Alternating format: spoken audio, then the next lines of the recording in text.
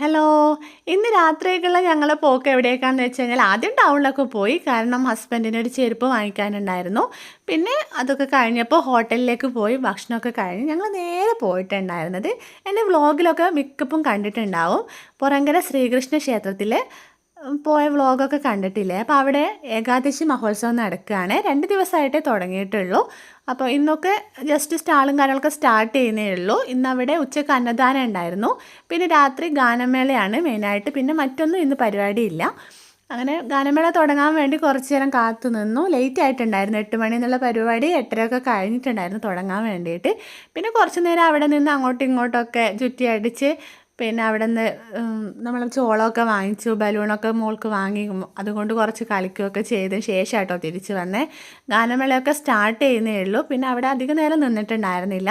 അടുത്തുള്ള പിന്നീടുള്ള ദിവസങ്ങളിൽ വരാമെന്ന് കരുതി കേട്ടോ.